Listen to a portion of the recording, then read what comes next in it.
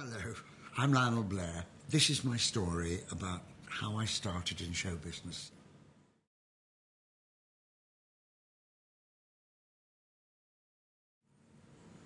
I was born in Montreal, Canada, and my mum brought me home when I was a year old. And we, first of all, lived in Hackney, and then we moved to Tottenham. My dad was a barber. We didn't have much money. I think he earned about £6 a week or something. But you know, my sister and I didn't know that we were hard up, but we were, because we always had food on the table. And at holidays, we had new clothes and things. And my mother would make my sister's dresses and things, and bows for her hair.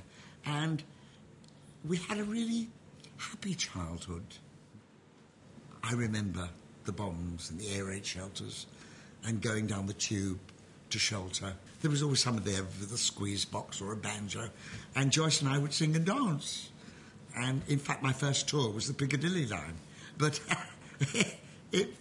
we were just kids. I was about 5, 6 years old. Unfortunately, when I was 15, my dad passed away, and there was just the three of us, and no money coming in. We had nothing. It was a terrible wrench, but I had to go out and become the breadwinner.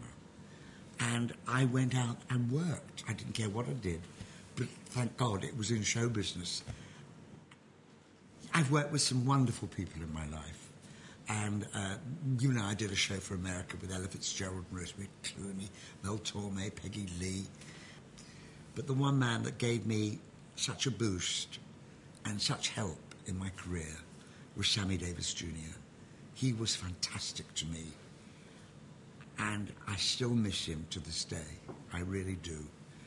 We became such friends, and he was wonderful to me. As I say, I've been very lucky. I tell you what was very super in my career was helping other young people.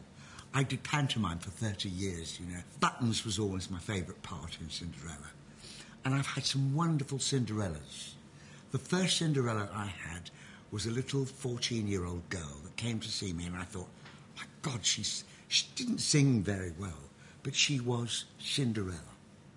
And that was Patsy Kensit.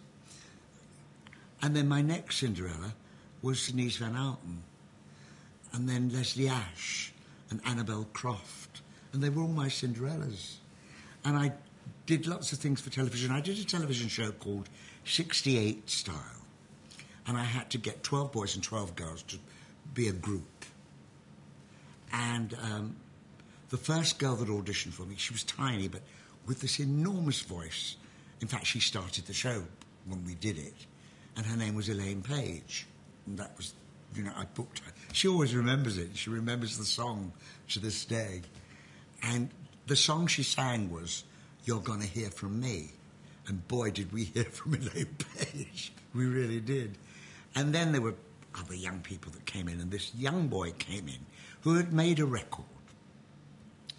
And he was so different looking and very thin, wispy hair, and I thought he wouldn't fit in a group. He would just stand out like, who's that? And I said, look, I'm sorry, you're not right for this, but good luck in your career. And it wasn't until a few years later that I found out that it was David Bowie that I'd turned down. And when I made the movie Absolute Beginners, he was on it.